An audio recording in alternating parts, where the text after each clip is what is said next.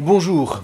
Après nous être attardés lors de la dernière vidéo sur l'importance de l'interprétation, qui est le lieu par excellence où nous trouvons notre liberté au quotidien, en vivant, vous vous souvenez, sur le fondement de la Torah et de l'Évangile, on a terminé en posant une question peut-être inattendue, mais qui n'est pas sans gravité.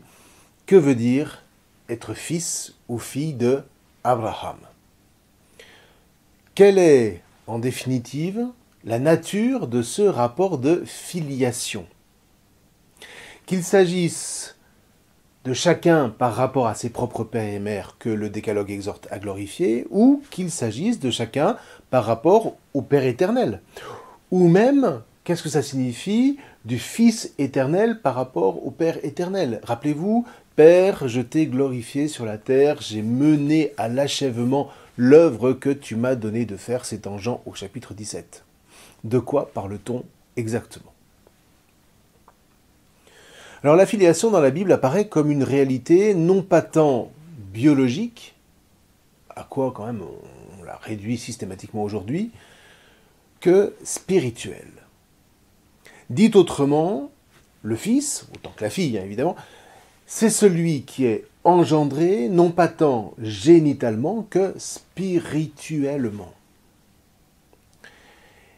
Et pour mieux comprendre, on va prendre la question du côté de la paternité à partir, dans le fond, d'une observation assez simple. Dans son livre « Sous le signe du lien », le neuropsychiatre Boris Cyrulnik fait remarquer que dans le règne animal, jamais les mâles ne se transforment à proprement parler en père, entre guillemets. Ce sont uniquement des géniteurs, rien de plus, et c'est nous, par analogie, qui les associons à des pères, mais il n'en reste pas moins que dans le règne animal, la paternité en tant que telle n'existe juste pas. Elle n'est nulle part, sauf à partir du moment où, dans l'histoire de ce règne animal, apparaît l'espèce humaine comme une entité absolument originale. Une entité jamais vue auparavant et dont la spécificité est d'être spirituelle. Alors pour se rendre compte de cette étape, on peut s'appuyer paradoxalement sur les découvertes archéologiques qui nous offrent des traces de l'émergence de l'esprit chez l'homme, avec notamment l'apparition des sépultures.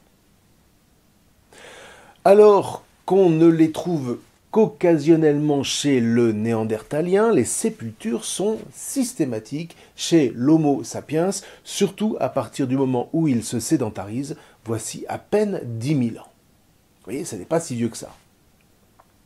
Or, si la sépulture témoigne à minima de l'accomplissement d'un devoir d'ensevelissement, c'est qu'elle laisse entrevoir la conscience d'un lien, quel qu'il soit. Un lien qui existe entre le mort et ses survivants. Mais plus profondément, la sépulture témoigne de la conscience qu'un autre que moi existe pleinement. Le monde n'existe pas exclusivement autour de mon moi individuel. Je ne suis pas seul au monde. Je ne suis pas le centre du monde. D'autres individus vivent, alors non pas seulement à côté de moi, mais en lien avec moi. L'autre m'apparaît comme un alter ego, comme on dit, c'est-à-dire un autre moi, avec qui s'établit plus qu'une simple relation grégaire en troupeau ou en groupe. C'est le fameux vivre ensemble auquel l'idéologie contemporaine tente sans cesse de nous réduire. Et voilà que la sépulture, donc, devient cette espèce de langage qui témoigne que l'homme prend conscience qu'un autre que lui existe. Différent, à côté de lui, mais avec qui s'établit néanmoins un lien qui dépasse la simple relation ici et maintenant. Un lien par l'esprit, et là, eh bien ça change tout. Vous voyez, l'esprit dans la Bible n'est pas ce par quoi j'entre en relation. Rappelons-nous l'anthropologie biblique sur laquelle nous fondons notre interprétation. Pour la Bible, l'homme est vie, corps et esprit. La vie, c'est cet élan vital qui anime le corps, ce qu'on appelle classiquement l'âme, et que la Bible assimile analogiquement à la gorge et au souffle qui passe à travers elle. Le corps, ainsi animé, devient ce par quoi l'homme sait entrer en relation, ce par quoi il parle, il sourit, regarde, sent, ressent, etc. Quant à l'esprit, eh bien c'est cette troisième composante de l'homme par quoi il n'entre plus seulement en relation, mais en communion avec Hachem comme avec son prochain. Ce qui signifie que si l'âme humaine a ses attributs spécifiques, la raison entre autres, qui est essentiellement une faculté d'interprétation, analytique ou analogique, qui est capable d'éclairer la volonté, cette âme donc permet à l'homme, par l'usage de la raison, de se découvrir inspiré, ou à tout le moins capable d'être inspiré. Une inspiration qui va bien au-delà d'une simple communication, qui elle relève de la raison, au point que tant que celle-ci ne s'ouvre pas à l'inspiration, tant que la raison refuse d'ouvrir l'homme à sa dimension spirituelle, eh bien toute communication déraille. Une manière de dire que la raison ne suffit pas. Vous voyez, la raison sans l'esprit, ça n'est jamais qu'une espèce de mèche de bougie sans flamme. Alors, la flamme a certes besoin de la mèche, mais la mèche n'est pas tout pour autant. Sans la flamme, elle est vaine. Eh bien, il en va de même pour la raison. Voyez, là, la Bible nous donne un fondement d'interprétation unique, qui n'est pas le fondement scientifique, qui n'est pas le fondement taoïste ou tout ce que vous voulez, mais il n'en reste pas moins que c'est un fondement d'interprétation qui est passé au creuset de l'histoire et qui a fait ses preuves au sens où des milliards d'êtres humains y ont trouvé un chemin inégalé de croissance, un chemin inégalé de montée vers la liberté. Or, ce fondement biblique d'interprétation, qui a gagné ses galons de légitimité, nous enseigne que l'esprit est ce par quoi tout homme est rendu capable d'entrer en communion. Un esprit, un souffle dont la source est en Hachem, et que Hachem partage, communique à l'homme, à Adam.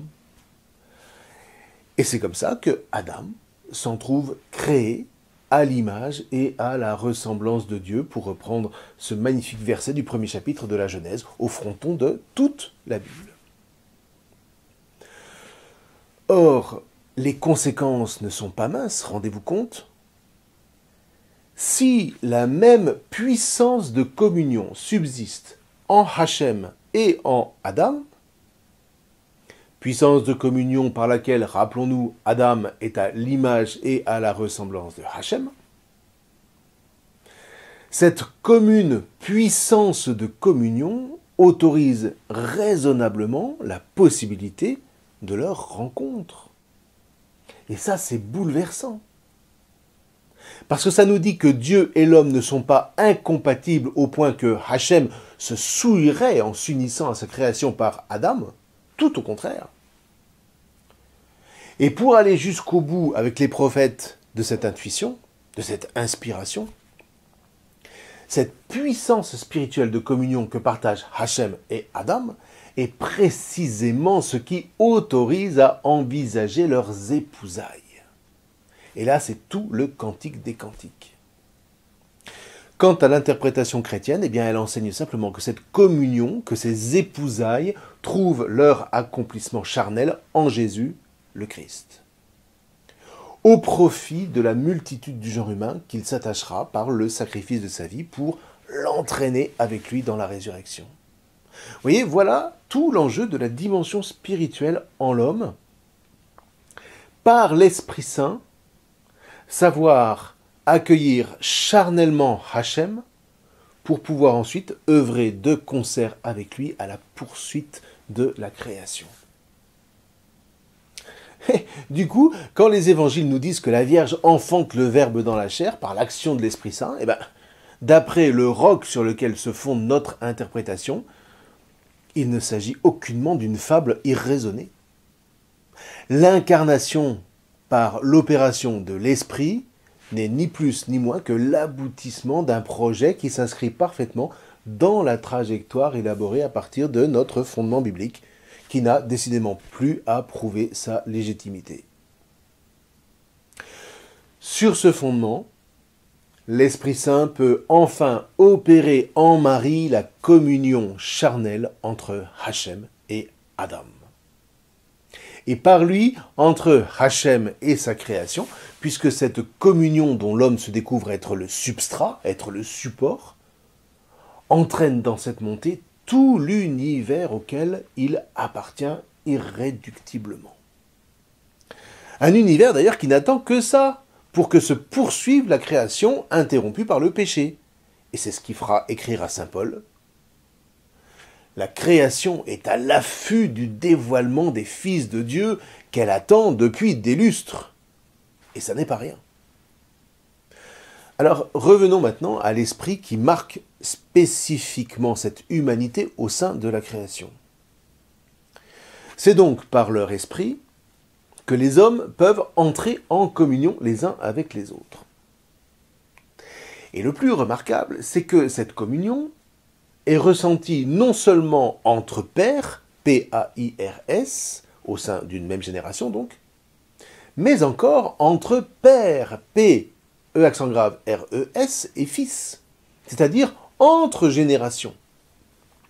Et c'est à partir du moment où l'homme, Homo sapiens, devient cet être capable d'abriter l'esprit, où il devient capable de reconnaître, d'accueillir et d'entrer en communion afin d'honorer l'autre en tant qu'autre, y compris entre générations. C'est donc à partir de ce moment que paraît la paternité. Et que de concert paraît la filiation, qui se révèlent toutes les deux définitivement liées comme deux réalités spirituellement indissociables. À partir de ce moment, la géniture devient une postérité à qui les pères ont pour tâche, en ce qui nous concerne, de transmettre le roc biblique à partir duquel se tisse l'interprétation de cette histoire d'alliance qui les relie eux-mêmes, alors en amont à leur propre père et en aval à leur fils. Comme cette trame d'une mémoire qu'on se passe d'une génération à l'autre, qui unifie spirituellement ces générations. Alors redisons-le, voilà ce qui est absolument inédit dans tout le règne animal dont l'homme est issu, puisque aucun animal n'est capable de transmettre quoi que ce soit à sa géniture. Vous voyez, même les bonobos dont on nous rebat les oreilles, tout apte qu'il soit d'apprendre 400 signes différents, il reste incapable de transmettre cette reconnaissance à qui que ce soit. Il reste prisonnier de son animalité.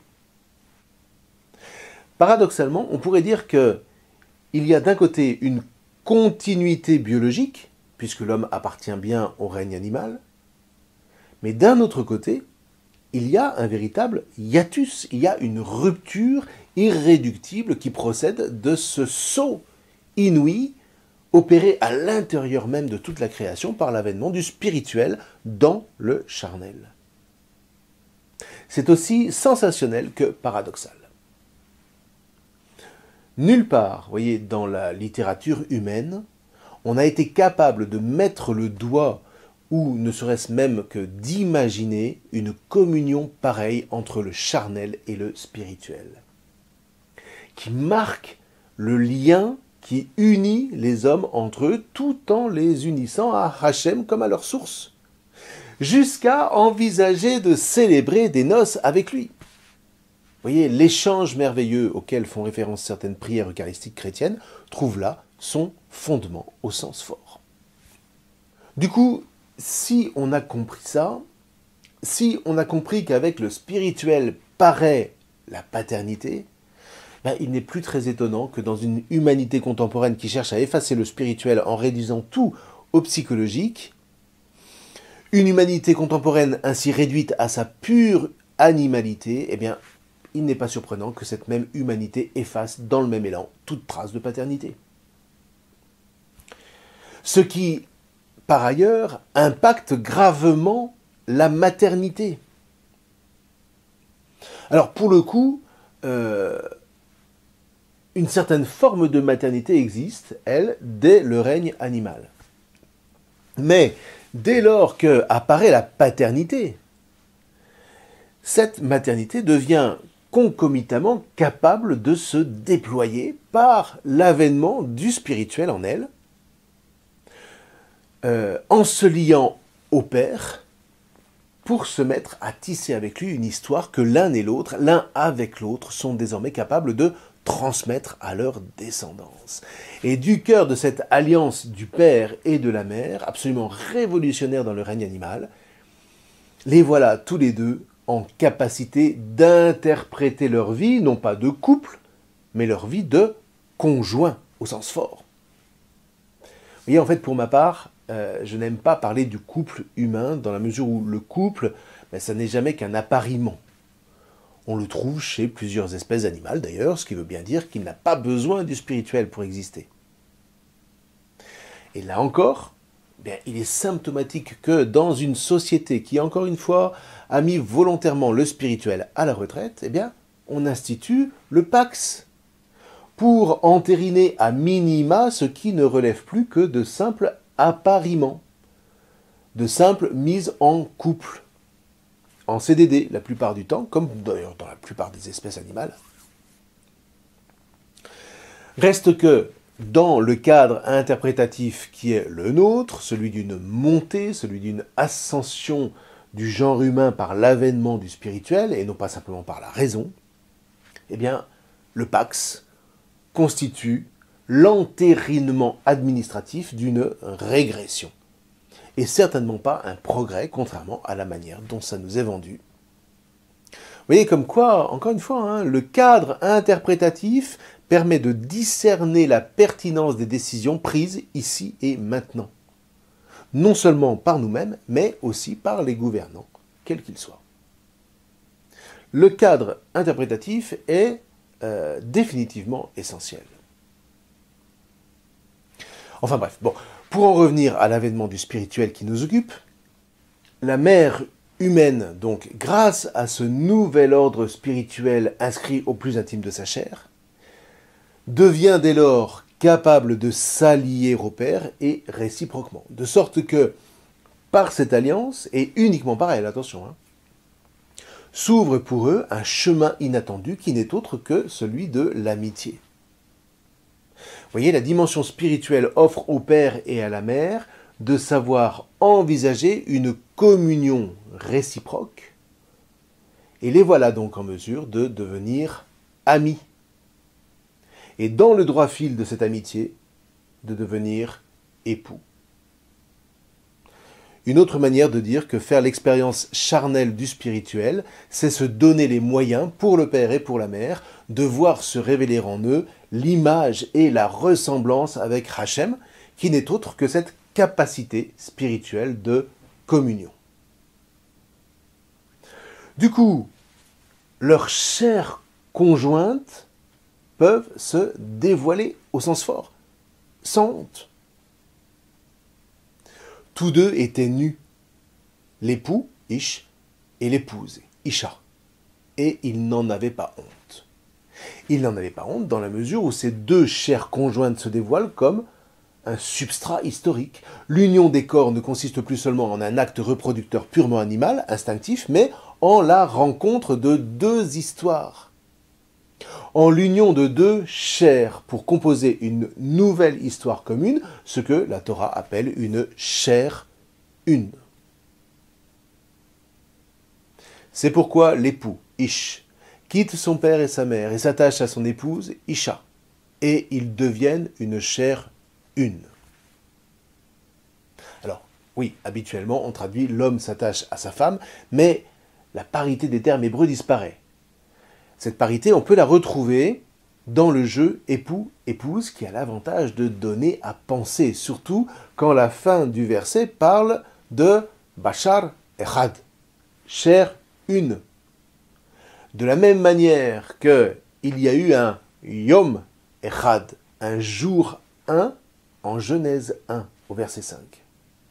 Le jour 1, ce n'est pas le premier jour, c'est le jour unique en son genre, c'est le jour fondateur, c'est le jour qui unifie tout, le jour sur lequel tout va pouvoir se fonder, une sorte de tarmac si vous voulez, à partir duquel est lancée l'histoire de la création.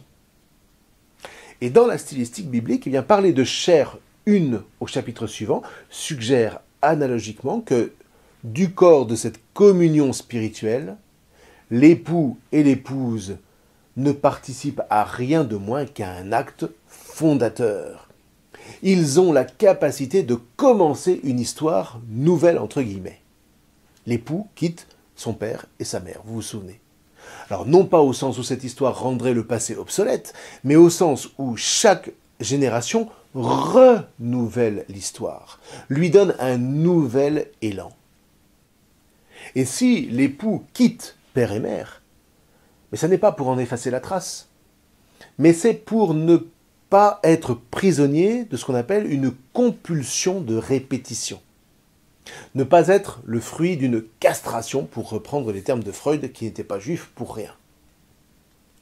Ça signifie que l'épouse est celle par qui est endiguée cette compulsion de répétition qui marque l'animalité. Wow!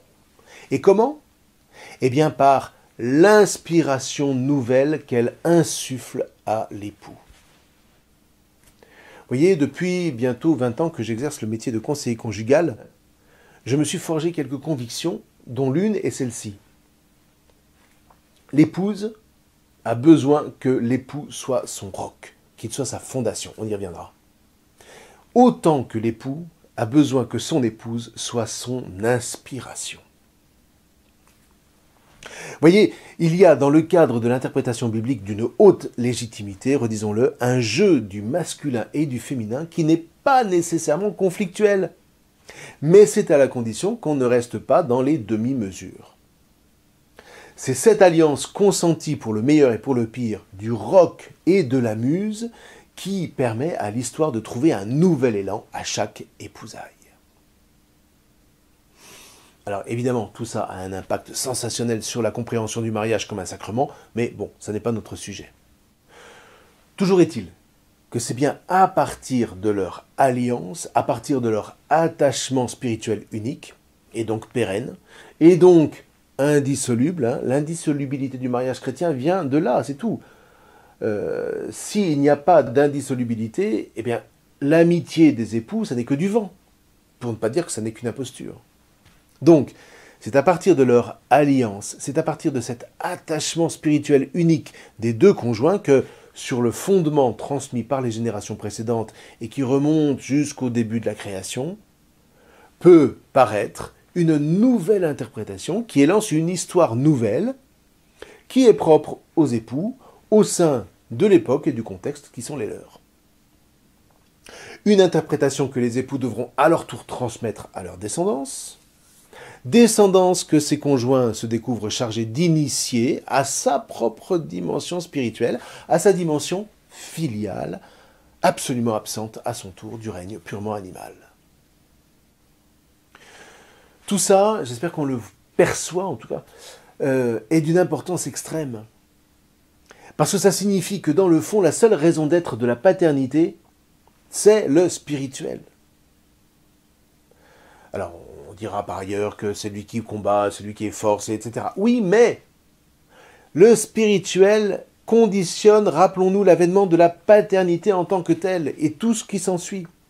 Ce qui place par voie de conséquence toute paternité humaine d'abord au rang spécifique de gardienne de la vie spirituelle dans le cadre de son foyer pour que chaque membre de ce foyer puisse se déployer et apporter ce qu'il a de meilleur à la création qui attend sa révélation. Et là, j'espère qu'on perçoit à quel point le spirituel n'est rien de moins que le garant d'une anthropologie saine, qui ne peut jamais se confondre avec de la simple sociologie ou de la simple psychologie. La place du père est donc vraiment ineffaçable, spirituellement parlant. Alors, ceci dit, comprenons bien que tout ça ne fait pas des pères des êtres supérieurs, entre guillemets, aux mères. Ça, vraiment, mais laissons cette vision à Pierre Bourdieu et à ses interprétations marxistes qui jouissent de lancer l'un contre l'autre l'homme et la femme. Tout au contraire, la vision du père comme gardien de la vie spirituelle fait de lui le serviteur de la communauté. Alors, Là encore, hein, c'est sûr que si vous détruisez la communauté au profit de la société, vous n'avez plus besoin des pairs. Mais ça, on y reviendra plus spécifiquement dans la prochaine vidéo. Donc, vous voyez, la vision du Père comme gardien de la vie spirituelle fait de lui le serviteur de la communauté, le serviteur de la famille, dans l'art subtil d'une transmission charnelle, de l'accueil de l'autre en tant qu'autre. C'est-à-dire, en définitive, de l'accueil de ce qu'on appelle la transcendance. La transcendance comme ce consentement à une faiblesse originaire. Je ne suis pas tout. Cette faiblesse, vous voyez, elle est inscrite dans l'être même de l'homme parce qu'il est homme. L'homme ne peut pas tout. Et le plus étonnant là-dedans, c'est que Dieu, qui lui est tout, choisit de revêtir notre faiblesse. Dès qu'il crée, il choisit de prendre sur lui notre faiblesse. Il choisit d'avoir besoin de nous. C'est sidérant. Et c'est complètement contre-intuitif. Et pourtant. Alors attention, parce que cette faiblesse n'a rien à voir avec une défaillance. Cette faiblesse m'oblige simplement à m'ouvrir à un autre que moi tout seul. Dit autrement, ma faiblesse est ce qui me fait prendre conscience que j'ai besoin d'un autre. Grâce à cette faiblesse inscrite dans ma chair, je me rends compte que j'ai besoin d'un autre que moi, quel qu'il soit, homme ou Dieu. Et c'est bien pour ça que l'individualisme est décidément pervers. Vous voyez, en déniant la transcendance, eh bien il tue l'altérité. Et donc l'autre ne peut être qu'un ennemi. Et c'est bien pourquoi l'individualisme fait peser sur l'homme une exigence terrible. Une exigence d'autosuffisance que décrit formidablement Nietzsche. Vous voyez, la thèse de Nietzsche, entre autres, c'est d'essayer de penser l'homme à partir du moment où il a tué Dieu. Donc à partir du moment où il a tué la transcendance. Et ce qui est extraordinaire chez Nietzsche, c'est qu'il dit avec fulgurance que dans ce cas, il ne reste plus à l'homme qu'à devenir par lui-même un surhomme. Et ça, c'est une tragédie. Et vous voyez, de ce point de vue-là, Nietzsche est juste passionnant à lire. Reste que tout à l'inverse, le roc interprétatif de la Bible nous enseigne que cette ouverture à un autre que soi n'est possible que là où le Père, ou à tout le moins celui qui en tient lieu, vit dans sa chair cette ouverture à la transcendance. Et en premier lieu, vis-à-vis de la mère. Vous voyez, un père et une mère sont bien deux êtres transcendants l'un à l'autre. Ils sont différents, mais deux êtres transcendants qui consentent à se reconnaître faibles. J'ai besoin d'un autre que moi. Et qui surtout, du cœur de leur amitié, choisissent d'allier leurs vulnérabilités respectives. Choisissent du cœur de leur faiblesse de refuser de convoiter l'autre pour le réduire à soi. Et pour ça, eh bien, ils consentent à s'offrir librement l'un à l'autre pour former une alliance nuptiale d'où va jaillir la fameuse bénédiction, toujours elle. La bénédiction comme puissance de croissance, la bénédiction comme un goût de l'aventure. Notre amour était tellement fort qu'on pouvait tout vaincre, me disait un jour une dame toute simple, mais tellement belle dans ce qu'elle portait en elle grâce à cette alliance vécue avec son époux que j'allais enterrer le lendemain. Eh bien, voilà la bénédiction. Nous ne sommes pas tout, chacun de notre côté, mais alliés l'un à l'autre, du cœur même de notre différence, mais du cœur surtout de notre amitié, eh bien, on peut tout vaincre. Bien, vous voyez, quand on bénéficie d'un tel modèle, alors préférentiellement parental, mais à défaut, ma foi, il suffit dans notre existence de rencontrer des êtres qui nous illuminent. Et c'est toujours envisageable tant que l'Église, entre autres, saura aller au-devant des plus pauvres. Et bien donc, quand on bénéficie d'un tel modèle, alors la vie peut se présenter comme un avenir toujours ouvert. Un avenir où je pourrais envisager un jour de rencontrer cet autre que moi, avec qui je vais pouvoir partager une amitié qui me fera tout vaincre, qui nous fera tout vaincre. Et pour tout dire, Hachem est le premier avec qui, en Christ, une telle rencontre d'amitié est possible pour illuminer nos existences. Vous voyez, il y a une véritable catéchèse familiale à mettre en œuvre ici, qui n'est pas optionnelle. Une catéchèse que rien ne saurait remplacer, dans la mesure où, de quelque forme que ce soit, cette transmission est toujours et d'abord et irréductiblement charnelle, viscérale. Qu'est-ce que vous voulez? La transcendance, ça ne s'apprend pas comme une leçon de mathématiques ou de logique. Elle ne s'impose pas. Elle n'est jamais l'effet nécessaire d'une cause. Pour s'ouvrir à la grandeur de la transcendance, à la grandeur de l'altérité, eh bien, il faut que quelqu'un la vive et surtout sache la mettre en récit pour me transmettre ce qu'il vit.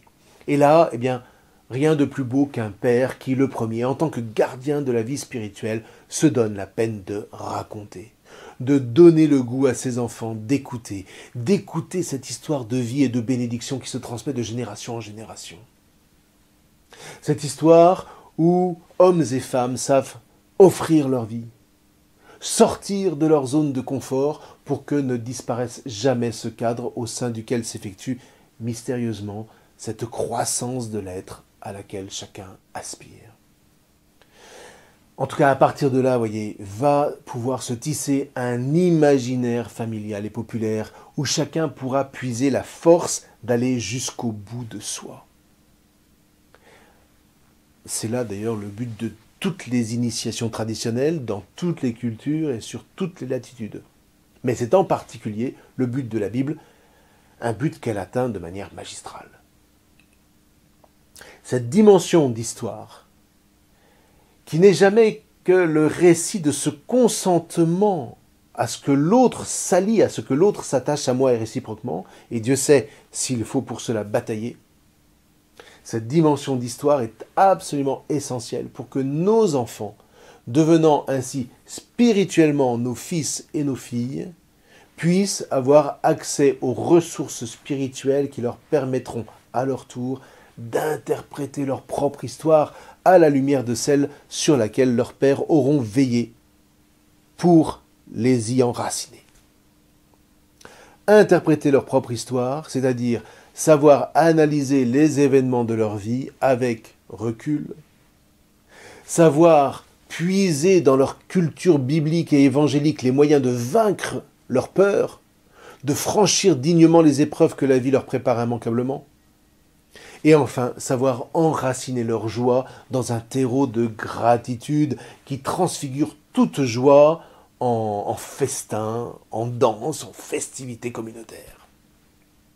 Donc, messieurs, transmettons. Faisons de la catéchèse. Soyons des professionnels de l'histoire racontée.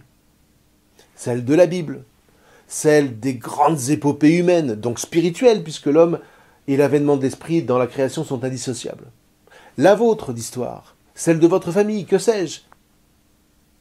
Et là, parce que vous leur aurez donné la sécurité nécessaire grâce à ce récit, qui se sera inscrit dans leur chair, eh bien vous verrez joyeusement de vos yeux germer vos enfants comme de véritables fils et filles, du seul fait que vous leur aurez donné la possibilité d'écouter vos récits charnels, à partir de quoi ils pourront interpréter leur propre vie et jouer leur propre partition dans le monde qui les attend.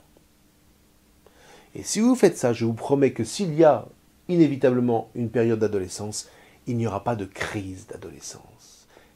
Et ça, voyez, ça fera l'admiration de votre épouse qui saura vous inspirer ce dont vous avez besoin, car elle reconnaîtra en vous le roc dont elle et sa famille ont besoin. Écoutez, fils, l'instruction d'un père et soyez attentifs pour pouvoir comprendre. Car c'est un bon savoir que je vous donne. Mon enseignement ne l'abandonnez pas, car je fus un fils pour mon père, tendre et chéri près de ma mère. Or, il m'instruisait et il me disait « Que ton cœur saisisse mes paroles, observe mes préceptes et tu vivras. Acquiert la sagesse, acquiert l'intelligence. N'oublie pas et ne dévie pas des paroles de ma bouche. Ne l'abandonne pas et elle te protégera. Aime-la et elle te gardera. C'est-à-dire qu'elle t'ouvrira la bénédiction. Principe de la sagesse, acquiert la sagesse. Et avec tout ton avoir, acquiert l'intelligence. C'est-à-dire interprète ton histoire. Tiens-la en haute estime et elle t'élèvera. Ah, ben voilà, l'élévation, la croissance, l'offrande, le sens de la vie, le bonheur transcendant, etc. Elle te glorifiera si tu l'étreins. Elle mettra sur ta tête une couronne de grâce, c'est-à-dire que tu seras roi de ton existence, libre. D'un diadème de gloire, elle te fera le présent. Ça, c'est dans le livre des Proverbes au chapitre 4. Alors, il y a aussi le chapitre 3 du Siracide. Moi, votre Père, écoutez-moi, mes fils, et agissez de telle sorte que vous viviez. Oui, Hachem glorifie le Père dans le Fils. Ça, vous voyez, c'est magnifique. Glorifier le Père n'est donc pas seulement lui rendre hommage, mais c'est vivre pleinement et mener à l'accomplissement tout ce que le Fils a reçu du Père. Et il glorifie le droit de la mère pour les fils. Qui glorifie le Père expie ses péchés. Qui glorifie sa mère est comme celui qui amasse un trésor.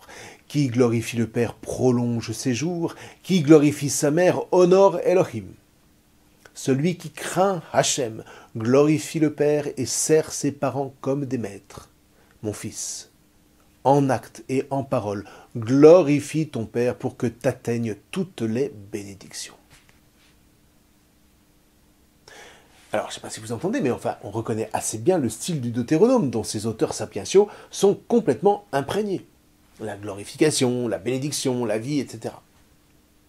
Alors, l'auteur sacerdotal, lui, insistera sur l'autre dimension spirituelle qu'est l'offrande, mais vous comprenez bien que les deux vont évidemment de pair, puisque toute écoute porte à entrer dans le mouvement d'offrande qui caractérise ceux qui appartiennent à l'alliance avec Hachem.